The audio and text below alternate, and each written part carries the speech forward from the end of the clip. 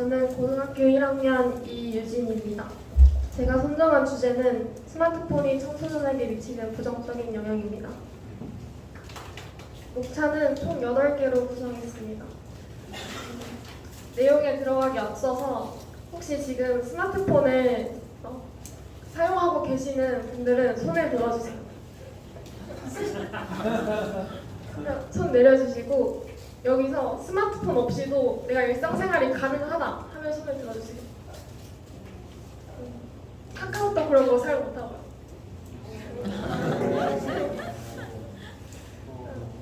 방금 보시면 스마트폰은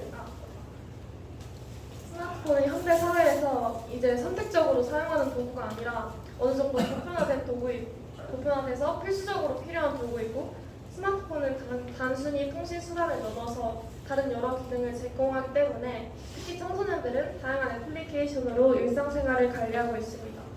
그러나 그 이면에는 많은 다양한 부정적인 문제들이 많고, 과도한 스마트폰 사용으로 인해 청소년들은 그냥 재밌기만 하고 긍정적이게 생각했던 스마트폰에게 많은 부정적인 영향을 받고 있습니다. 그러니까 한마디로 그냥 뒤통수를 맞은 거죠. 그래서 이 연구를 통해 청소년들이 스마트폰에게 받는 부정적인 영향을 분석하고 이해하여 개선하는 대안을 찾는 것을 목적으로 잡았습니다. 저는 총 3가지 측면으로 분석하고자 하였는데, 첫 번째 측면은 신체적 건강입니다.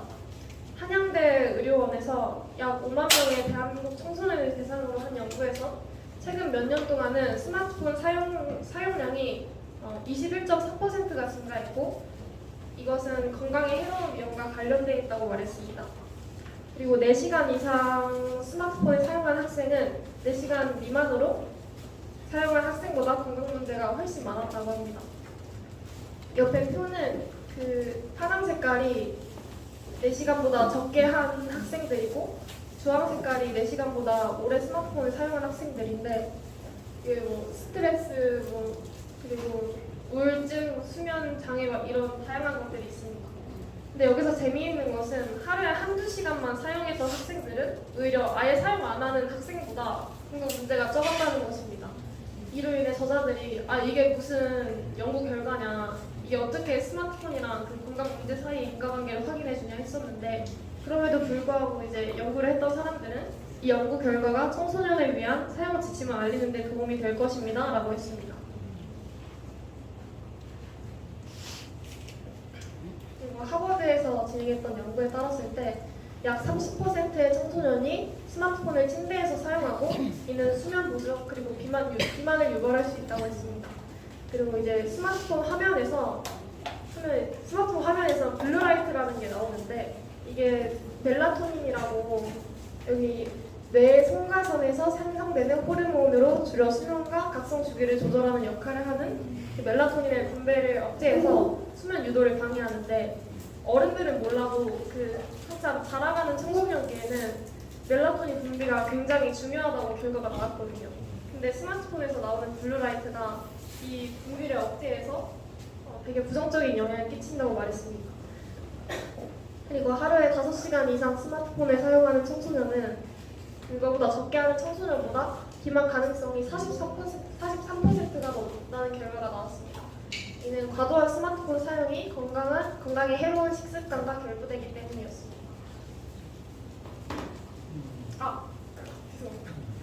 여기서 다음은 사회적 상호작용 및 정서적 발달 측면입니다. 이것도 하버드에서 연구했던 건데, 최근에 이제 사이버 괴롭힘이나 성적인 텍스트나 이미지 공유 등과 관련된 문제가 증가했다고 나왔고, 저는 이 중 가장 심각한 문제가 사이버 괴롭힘이라고 생각하는데, 이 사이버 괴롭힘은 타인에게 심각한 정신적 충격과 자존감 저하 그리고 자살 충동을 유발할 수 있습니다. 그리고 덧붙여서 지금 10세에서 17세 사이의 청소년이 42%가 포르노 사이트에 접속한 경험이 있고, 현재 포르노 사이트 접속 나이 평균은 9살이라고 합니다. 이게 믿겨지시나요? 그리고 유비 연구원의 연구에 따랐을 때 스마트폰을 과도하게 사용한 청소년들은 실제 대면 상황에서 사회적 기술이 떨어지는 경향이 있고, 실제 사회적 상황에서 겪는 스트레스와 불안감을 증가시킬 수 있다고 말했습니다. 여기서 혹시 무한 스크롤이라고 아시는 분이 계신가요? 무한 스크롤이 막 유튜브 쇼츠나 릴스 같은 걸 말하는데 이게 그냥 계속 스크롤하면서 짧은 영상을 보게 하는 거거든요. 여기서 자기가 막 쇼츠에 막 그 보다가 3-4시간 지나가지고 막 그런 경험이 있으신 분 있으신가요? 이게 뒤통수를 맞은 겁니다. 마지막 측면은 학업 성취인데 학업 성취는 특히 연구 결과가 되게 많거든요. 하테노의 연구에서 과도한 스마트폰 사용은 청소년의 몰입감을 증대시키고 학교 과제에 대한 무관심을 유발하고 학습 동기를 저하합니다.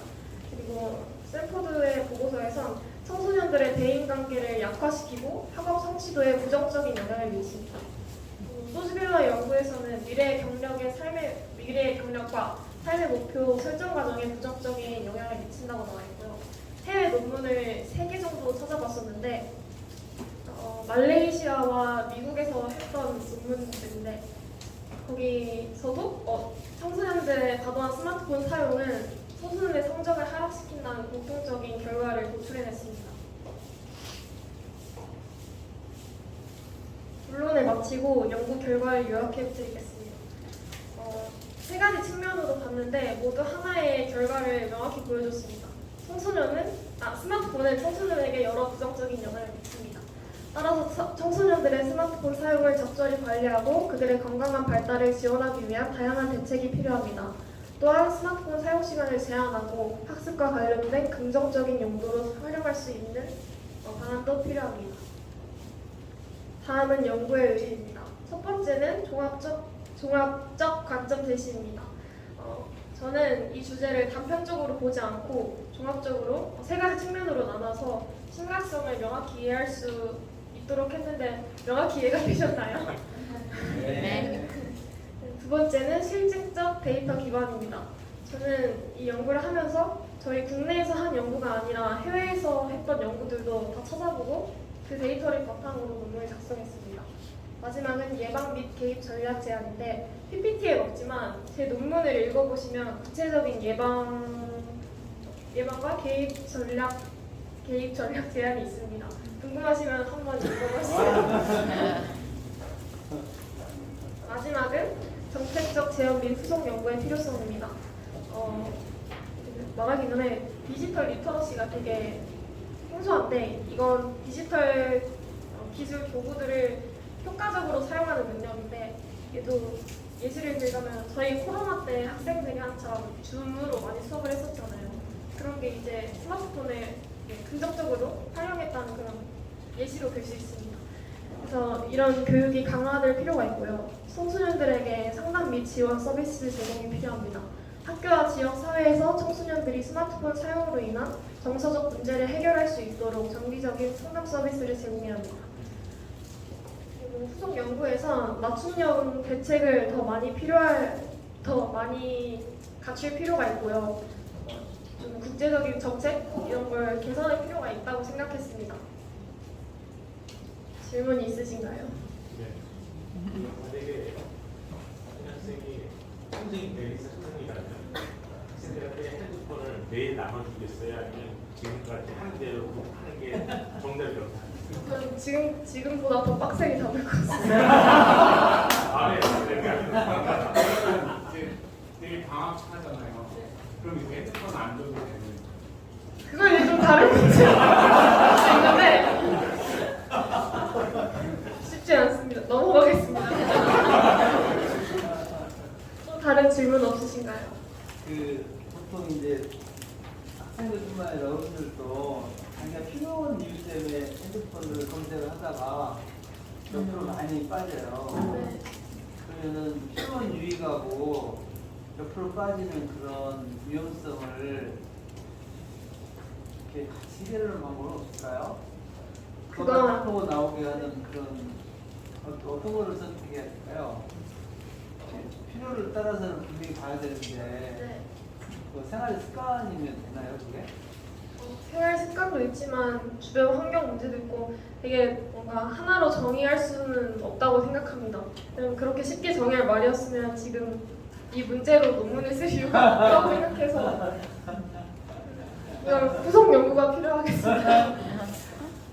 질문 없으시면 마치겠습니다. 이 논문 이거 네. 요약해서 한 문장 알려주세요. 아, 되게 많은데 첫 번째 측면 건강의 측면에서는 저도 논문을 봐요. 건강의 측면에서는 이제 그 눈의 피로를 위해서 챗GPT가 알려줬던 건데 20분을 쉬고 그래서 20, 20, 20의 규칙이 있는데 그건 제가 잘 모르기 때문에 읽어주시고 정서적에서는 이제 핸드폰을 하는 게 아니라 주변에 많은 활동이 필요하고 주변 사람들의 많은 관심도 필요하고 그리고 아까 말했던 상담 서비스를 제공하는 것이 필요했다고 써있고요. 마지막 학업 성취에서는 학업적인 분위기를 조성할 수 있는 환경을 옆에서 만들어주는 것이 필요하다고 적어놨습니다. 네. 몇 시간 핸드폰 하는 게 좋은 것 같다고 생각하세요? 그 이유도 더 얘기해 주세요. 어느 정도는 필요하다고 생각합니다. 왜냐면 아까 제가 첫 번째로 말씀드렸던 그 한양대에서 했던 연구에서 한두 시간 정도 사용하는 건 오히려 사용을 안 하는 학생보다 건강 문제가 적었습니다.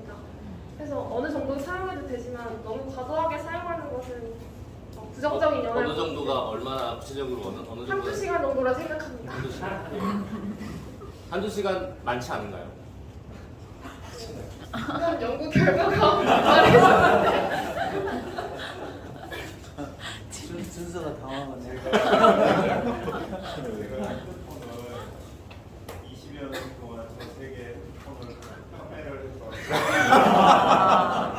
핸드폰을 보고 이게 좀 약간의 책임감을 느끼는데 사실 가장 저도 핸드폰을 파는 사람으로서 제일 안타까웠던 게 지하철에서 모든 사람들이 핸드폰을 볼 때 가슴이 참 참담하더라고요.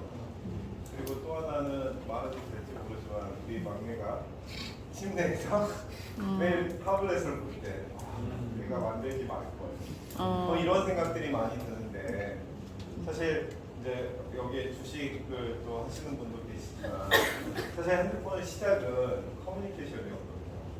그래서 여러분도 다 잘 알지만 퀄컴이 이 칩을 만들어서 그 칩을 모바일 폰에 넣는 게 사실 시작이었는데 요즘은 사실 퀄컴보다 훨씬 더 많이 여러분들이 아는 게 엔비디아잖아. 그렇죠? 엔비디아 주식도 엄청나게 오르는데 결국 뭐냐면 비주얼을 강조를 하거든요. 사실 그게 훨씬 더 청소년들에게 많은 이런 영향을 끼치고 있고 한데 한 가지는 그러면 논문을 하셨으니까 이 핸드폰 이 제조업체들에게 정말 청소년들에게 여러 가지 건강상이나 이런 것들을 고려해서 어떤 부분을 사실 이 폰에 성능으로 집어넣거나 하면 우리 청소년들이 가장 잘 핸드폰을 이용할 수 있을까요? 스마트폰. 일단 제일 중요한 건 저는 블루라이트가 나오지 않도록 만들어야 된다고 생각합니다. 그게 제일 안 좋기 때문에 그리고 이제 청소년들이 또 스마트폰을 할 때 청소년들에게 따로 오는 제약이 있거나 그런 걸 스마트폰 회사에서 이미 핸드폰에 내재시킨 상태로 그걸 낸다면 그렇게 한두 시간 이상 이외로 사용하지 않고 주변에서 제지를 하지 않아도 그냥 기본적으로 되지 않을까요?